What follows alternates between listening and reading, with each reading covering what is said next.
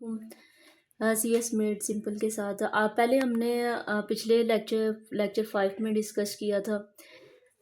Lecture 5 में हमने discuss किया था क्रिमिनल बिहेवियर।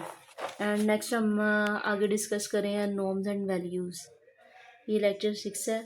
इंट्रोडक्शन से स्टार्ट करते हैं। Obedience to our elders is considered to be good value and also a norm in our society. Student showing respect to their teachers is similarly both a value as well as norm in all societies and cultures. Obedience मतलब कि हमारे पास है जो हमारे जो बड़े होते हैं उनकी जो फर्माबरदारी है, इज़्ज़त करना हमारे एक अच्छे इक़दार की अलामत समझी जाती है। उसी तरह इस तरह जो एक असूल है हमारी सोसाइटी का और स्टूडेंट शोइंग रिस्पेक्ट, जो स्टूडेंट है वो अपने टीचर्स को रिस्पेक्ट देते हैं इस तरह कि वो एक असूल में भी आ जाती है। हर सोसाइटी और कल्चर में जो कल्चर है वो इसे अडोप्ट करता है, जो कि एक इक़दार भी आ जाता है और एक असूल भी है। इस तरह it becomes confusing for many to differentiate between norms and values in a society because of their obvious similarities. ये कंफ्यूजिंग हो सकता है, लेकिन इसे जो बहुत से डिफ्रेंशिएट है बिटवीन नॉर्म्स एंड वैल्यूज़, जो सोसाइटी में इक़दार और जो असूल है उसका जो डिफ्रेंशिएट है वो ज़्यादातर हमारे पास उसका इतना डिफरेंट नहीं है। हर सोसाइटी और कल्चर में इसमें काफ़ी सिमिलैरिटीज़ हैं, मिलती जुलती हैं। इसी तरह norms are mostly social behaviour that people in a society are expected to follow. असूल जो है ना वो अक्सर ऐसे समाजी जो रवैये का नाम है जिसे हम कहते हैं कि जो लोग हैं वो माशरे में एक्सपेक्ट करते हैं कि इनको फॉलो किया जाए। और values on the other hand are over beliefs about that what is good और राइट और रॉन्ग। और जो हमारे पास जो वैल्यूज़ हैं उनका ये है कि वैल्यूज़ इक़दार ऐसी होनी चाहिए कि जो हमारे जो अकायद है उसके बारे में कि इसके बारे में कि क्या अच्छा है और क्या बुरा है, इसको मतलब कि माइंड में रखते हुए हम लोग डिसाइड करते हैं कि ये रॉन्ग है या राइट है। There are many more differentiate between norms and values that will be highlighted in this article. अब इसे आगे आगे आर्टिकल में हम डिफ्रेंशिएट करेंगे कि नॉर्म क्या है और वैल्यूज़ क्या है। अब व्हाट आर नॉर्म जो असूल क्या है, socially accepted ways of behaviour are called norms और they are way to induce uniformity and keep in check deviant behavior. Socially acceptable है, कुछ ऐसे तरीके हैं जो तर्ज़ हम यानी कि ऐसे तरीके हैं जिन पर अमल किया जा सकता है जिसे हम असूल कहते हैं।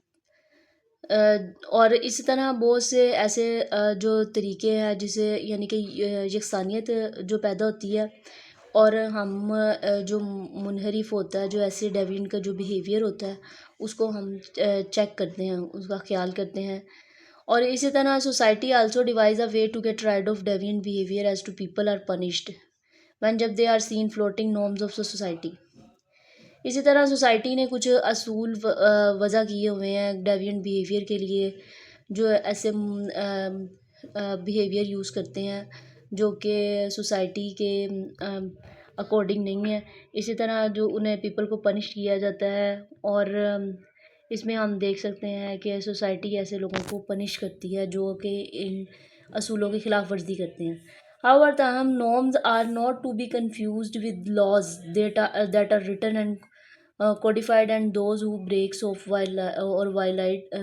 violate laws are punished by the court of laws. ताहम हम ये भी कह सकते हैं कि जो असूल होते हैं वो मतलब कि लॉज के साथ हम इसे कन्फ्यूजन में नहीं कर सकते कि कुछ लॉज ऐसे भी होते हैं सोसाइटी में जिसमें वो हम उन्हें पनिश नहीं कर सकते, और कुछ होते हैं जो रिटन होते हैं, लिखे होते हैं, कोडिफाइड होते हैं और उन्हें ब्रेक करने पर जो इन लॉज को ब्रेक करने पर अदालत की तरफ से हम लोगों को सज़ा मिलती है। As such, norms are unwritten code of conduct that is desirable, and those members of society who flout these norms are looked down upon and derided by the society. इसी तरह कुछ ऐसे जो असूल है जो कि रिटन नहीं है, उनके तर्ज अमल को अनरिटन है और ऐसे हैं कि जो मेंबर हैं हमारे जो रुकन हैं सोसाइटी के और उनकी तरफ से जो अगर ये हम असूलों को फॉलो नहीं करते तो हकारत की नज़र से देखा जाता है, उनकी तजलील होती है सोसाइटी की तरफ से। इसी तरह इन अर्लियर टाइम में when norms were not devised as a way to make people comply with the code of conduct, society had to depend upon taboo behaviors.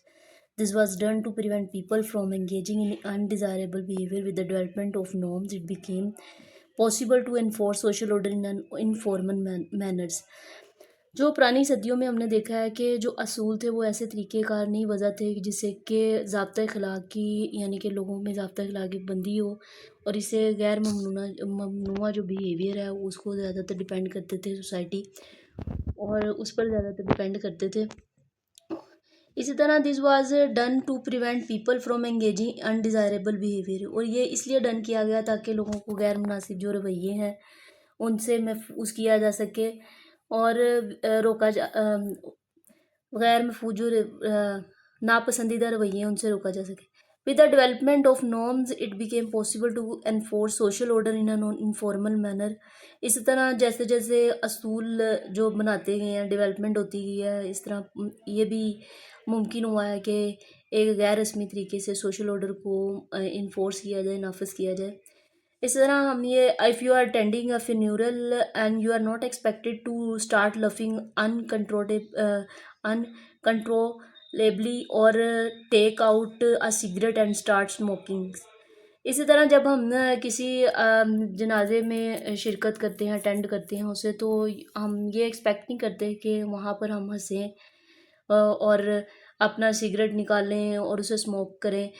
Similarly, is shaking hand with your competitor after the completion of a tennis match in a social norm that has to be done whether you have won or lost. इसी तरह हम जब किसी से shaking hand करते हैं competitor के साथ कंप्लीशन के बाद टेनिस मैच एक सोशल नॉर्म है, ये भी एक समाजी असूल है कि जब डन हो जाता है दोनों के दरमियान तो ये नहीं है कि वो जीत गया या नहीं, वो लॉस्ट हो गया। तो इसी तरह as a foreigner it is better for a person to learn more about social norms in a country to behave in a socially acceptable behavior, also dress up accordingly. एक फ़ॉरनर के लिए बहुत बेहतर है कि एक शख्स के लिए कि वो सीखे कि समाजी जो असूल हैं वो अपनी जो मुल्क है, कंट्री है, उसमें और कैसे बिहेव करना है जो कि समाजी तौर पर एक्सेप्टेबल है, बिहेवियर है, और कैसे ड्रेसअप करना है उसके अकॉर्डिंगली। और इस तरह ये हमारे पास थे नॉर्म्स जो असूल थे, और आगे हम व्हाट आर वैल्यूज़ इक़दार पढ़ेंगे।